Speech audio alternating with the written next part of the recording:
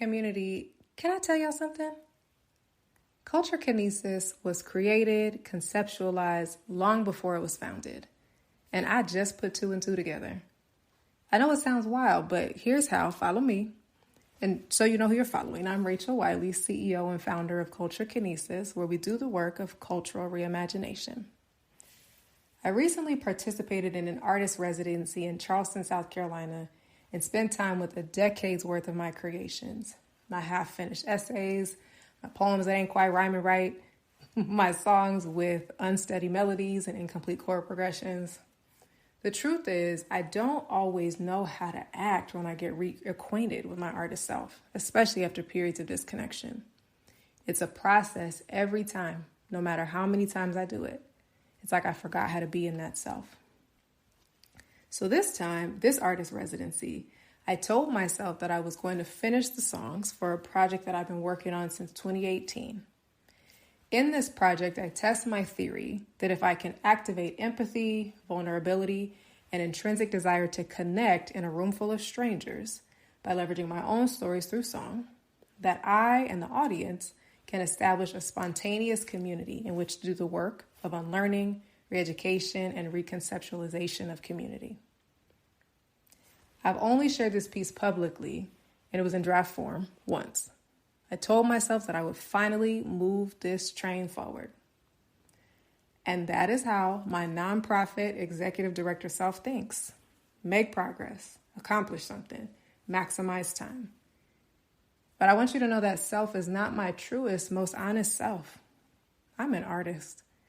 I write nonfiction essays that morph into poems and that eventually, at the right moment, I can hear melodies in. This is my native language. When I tell you I struggled something awful this time, returning to my artist self because I have so neglected her while trying to seed and cultivate a business.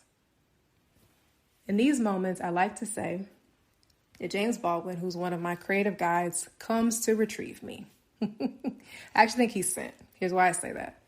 I have this vision that God and my ancestors sit at this grand table together at the start of each day.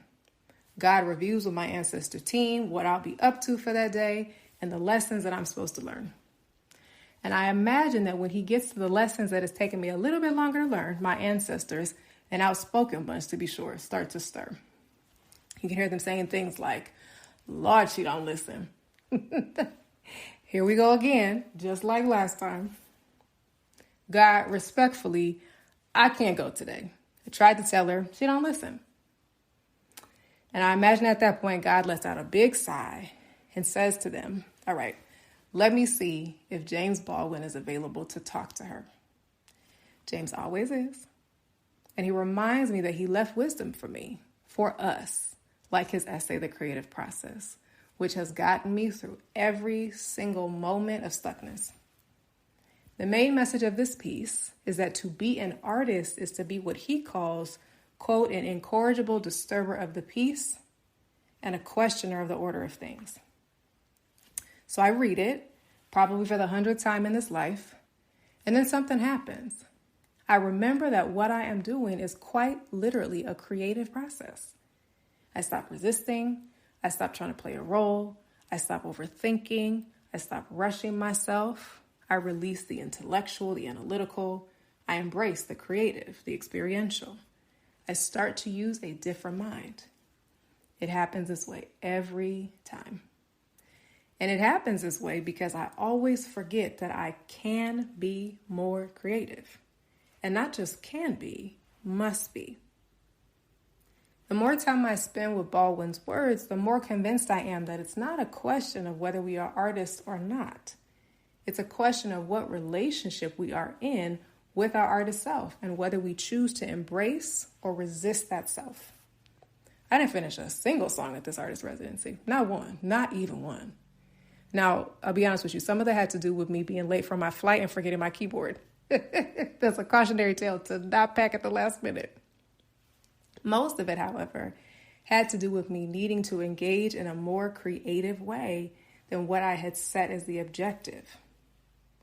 I spent 3 weeks studying my artist self again, looking for her in all of those half-written pieces, and realize that culture kinesis is simply the outgrowth of that piece that I thought I hadn't touched since 2018. We can be more creative. Over and over again throughout history, someone imagined something and told us that this was now the way we all operate. About a year ago, I heard poet Roger Robinson speak about the need for artists to create, quote, better fictions than the ones that exist. So much of how society operates is due to the entrenchment and institutionalization of myths. Adrienne Marie Brown posits that we are in, quote, an imagination battle, trapped inside someone else's imagination. And she challenges us to engage our own imagination to break free. In her writing, Bell Hooks, author, educator, cultural critic, often describes, quote, an imperialist, white supremacist, capitalist patriarchy that sets the tone. That is not interested in cultivating true creativity. It is interested in compliance and passive participation. So to be creative, to be an artist, is to resist. Another thing that Baldwin says, and please know there's hella gems in this piece, so I could do this all day and I would love for you to read it. He says, quote, the role of the artist is exactly the same as the role of the lover. If I love you, I have to make you conscious of the things you don't see. I don't know each of you personally, but I do love you as a fellow human being. And therefore, I'm here to play my role in my artist self to help you see things differently. I'm here to help you see that you can be more creative in your racial equity work. I'm here to help you see that you need to create a different type of container in which to do racial equity work. I'm here to help you see that you have an artist self and that it's time to bring it to your racial equity work. I'm here to help you see that your own inherent artist, and I hear some of you already, Rachel, I'm not an artist, I can't sing, I can't paint, I don't dance. But your artist is the one that holds the belief that inequity is a temporary state. It is the part of you that comes up against inequity and says, this does not have to be. It's the part of you that refuses to be complacent with the status quo. It is, as Baldwin says, the incorrigible disturber of the peace. So I want you to know that unapologetically, I come to this cultural reimagination work as an artist every day, all day. So our first few Wednesday Wonderings of the year will be devoted to questions that surface as I sit intentionally with Baldwin's creative process. Join me so that you can get grounded in a more creative self and reimagine your cultures from that place. And let me know what parts of it speak most to your artist self.